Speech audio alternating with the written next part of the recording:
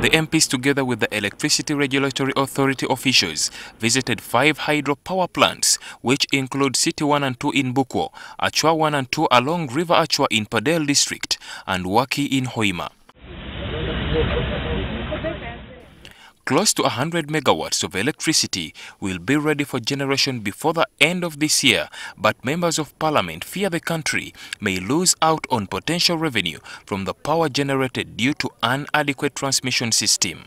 The Natural Resources Committee chairperson Alex Byarugaba says they need to task the Finance Ministry to explain why government generates electricity which they can't transmit and distribute to Ugandans. From here we are going to make a report and we are going to invite the Minister of Finance to explain to the country why we are generating a lot of power, which power we are not prepared to transmit and also distribute. Regan Okomo, the Aswa County MP, says the government was running a risk of losing a lot of money since it guarantees loans, grants and markets to the developers for all the power generated, even if it is not used. But the cost is worrying because as we speak now, the cost is not subsidizing to consumers. And even with all this put in place, we have some challenges. One of the challenges is that government guarantees this loan.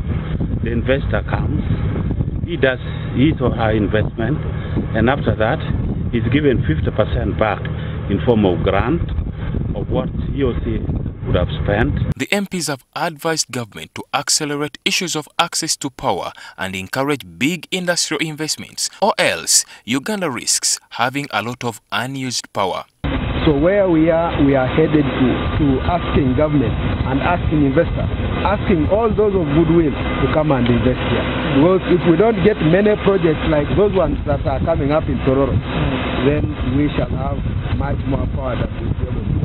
However, Engineer Ziria Tibalwa Wako, the Electricity Regulatory Authority CEO, says transmission lines for Waki in Hoima are ready, but the ones for Achua had not taken off due to delays in compensation and closing of financing for the construction of the transmission lines. A concern, but it is being addressed by the different stakeholders. For example, here we are where we are at Waki.